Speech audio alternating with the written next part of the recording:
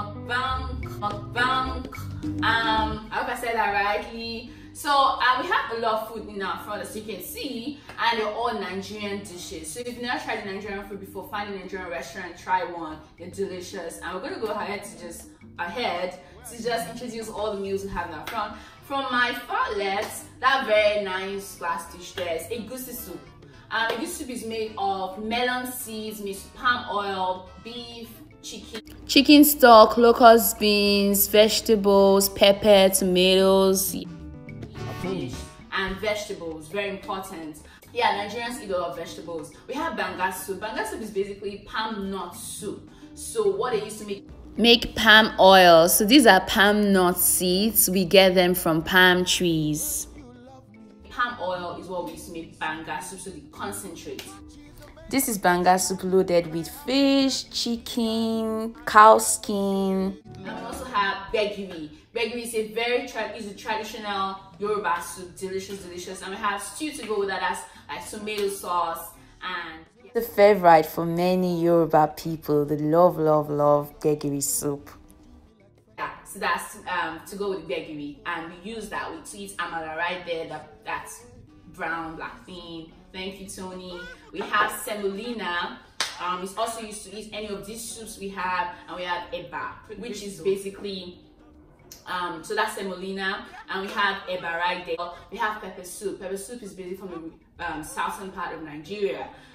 Riverine people eat pepper soup a lot because it's cold, it keeps you warm. It's made of pepper, as the name goes, and beef, fish, and spices, herbs to keep the body warm. And just to correct what you said, pepper soup is not cold, it's actually hot soup. So no, I said because it's when it's cold. Okay, exactly. Okay, sorry. Yeah.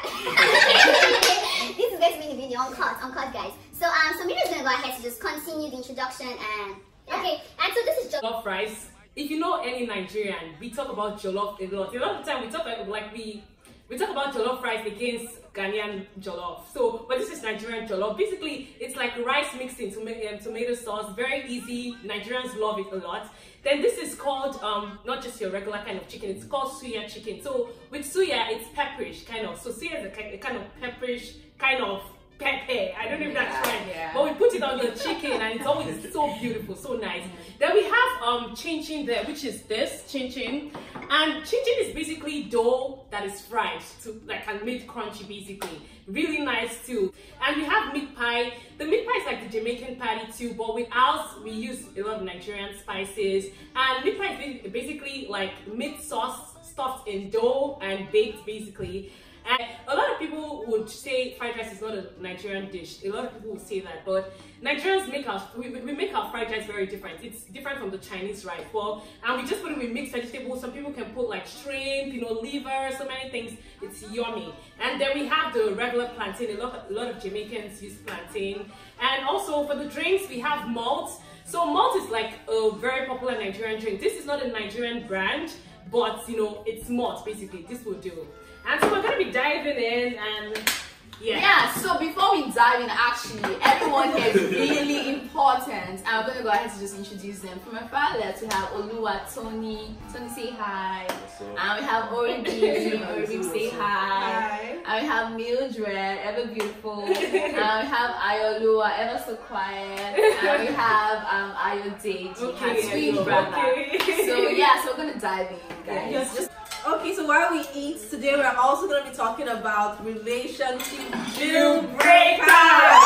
Woo! So, if you're eyeing anybody here, you need to listen carefully. Put in my comments, I'll tell them first. Okay, alright. Looks good. Yeah, everyone goes for jollof rice. Yeah, a lot of people go for jollof rice first. I'm trying to make sense. So yeah, if you're going to Nigerian restaurant for the first time, order jollof rice. Hey, say hi, please. Hi. Basically, what a deal breaker is like a character that in someone that you cannot deal with, basically. If the person doesn't have that character, doesn't have that trait, you're like, nah, it's not gonna work, right? And it's not like a turn off too. So I did tell us yours. There's certain deal breakers for me.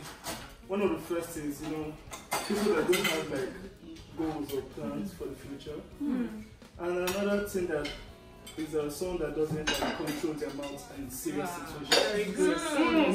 Some strong. That one is strong. You surprised me. If you don't. They're twins and they love each other very well. And so this is what a typical Nigerian party food would look like. If you go to Nigerian wedding or party, you couldn't see fried rice, you couldn't see jollof rice, you couldn't see plantain. Sometimes you see coleslaw too, and you see chicken, basically. So delicious, guys. I do like someone that is all about him, like it's all about you all the time. Someone that is selfish, basically. I think for me, my number one deal breaker, someone who doesn't have a relationship with Christ. You know, there's a difference when you see someone that goes to church and there's someone you know that is actively really wanting to be like God every day. I always say I want someone that loves the Lord.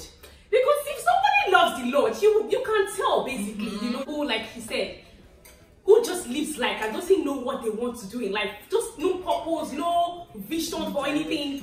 At least you should have a vision for your family, you should have a vision for your studies, you have a vision for your spiritual life, you should have a vision for your career, you know, how you want to grow. Because the thing is that if I'm going to be a helpmate, you know, what am I being a helpmate for? Whatever you are, you attract whatever you are basically. So I also have to actively, you know, have a vision for every. The next thing I always look at is, how does the person talk? Does the person swear? I'm sorry, that can't work for me, you know? How does the person talk? You know, does the person talk with integrity? Talks clean, you know? I don't want to, after, you know, one sentence, three F words are there already. Like, my children can't deal with that, because the thing is that if you're looking for a man, you're looking for someone who's going to be the father of your children. This is a generational thing.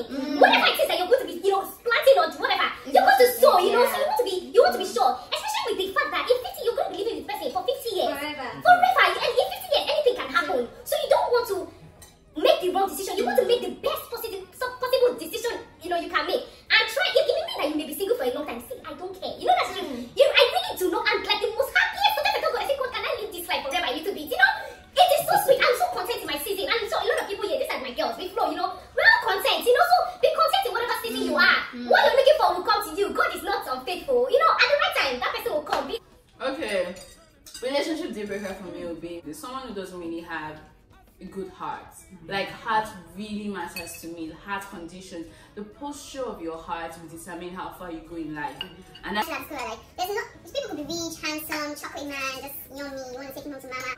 However, though, his heart condition is very, like Ayolua said, selfish. He's so self-centered. All he thinks about is me. Not kind. No, it's not kind. It's not selfless. Like, what I was looking for at the end of the day was someone who was selfless. And I looked at that over every other guy around. It's like, this guy is selfless. That is priceless. This guy is selfless. That is priceless. Like, I cannot force anybody to be selfless. They have to decide to walk that path. But I can force somebody to, you know, go to the gym with me and build muscles. So if he's not muscular now, we can work that out. We can work that out, baby. You know, he can be slim and look lanky, but we can work that out. But I cannot, if a man is muscular and chocolate and, you know, just brown and yummy, 6-figure job, and he doesn't have a selfless, like, he's rich, man, but he doesn't have a selfless heart, I can't force him to love the Lord and gain that selflessness. That's his own decision. And if it takes him 50 years, man, I'll be unhappy 50 years of my life in marriage. So yeah, I think heart posture is something that's really important for me. What do you mean? So while I agree, this is how we're moving in the Lord. So you need to get ready. You need to yourself. I agree with all they've said. And I just want to add that for me, I value wisdom. I need a man. I almost said that. Let me put it the way she put it in her diary. No sense. No sense at all. It doesn't have sense. No sense is a deal breaker for me. If you don't have sense, we cannot be friends. Let's start from there. What is the definition of someone that doesn't have sense? Someone who can make good, sound decisions.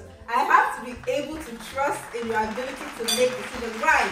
Number one, I'm trusting you in my life. You're going to be the father of my children. My guy. I need to trust in your ability to make sound financial decisions. Sound decisions when it comes to where we'll live, if we'll move, investments we'll make, the schools we'll send our kids to. And by the way, as a Christian, we believe that we should submit to our husband. I'm quite opinionated. I'm very set in my ways. and I cannot give up my own opinion for somebody whose opinions I don't trust. So for us to be able to work and flow together, I think you will talk to himself, but you think I'm joking, right? For us to be able to work and flow together, I have to be able to trust you. So if at any time we're butting heads, I can say, okay, because I trust your ability to choose something wise, I can let go. I know that you will not be on the wrong path. Scary! Hey, don't make the wrong decision. Take our advice. So yeah, wisdom for me is very key. And of course you have to know God, because I mean, that's just number one. You also have to have drive. I can't stand a lazy person. Somebody who doesn't have goals. Somebody who has nothing they're pursuing. There's nothing that wakes you up in the morning. Like a Wow. I'm serious. A lot of people live life like a mumu, you know? Make it continue. You know, like you just go with what's all in society. Society is doing this, so I do this. You have no anchor, no bearing. There's nothing that you know that you're aiming towards. So for sure, you have to have drive. My dear, tell them. There's a lot more. Tony, our boo. Well, everyone has said, yeah, she has to be a Christian, and like I don't have that much to say, but like she has to be very polite and like respectful. You're right. No, like I'm not touching the ground. Don't be so like, you don't have to be traditional, but like, just be respectful. Like don't hiss at me, don't say shut up, you know. Yeah. Should be respectful because you're married a Yoruba man. Okay, this is how we open more. So when we see what to drink like this, we use our tips. So hopefully I get it right. Hey. Yeah, man.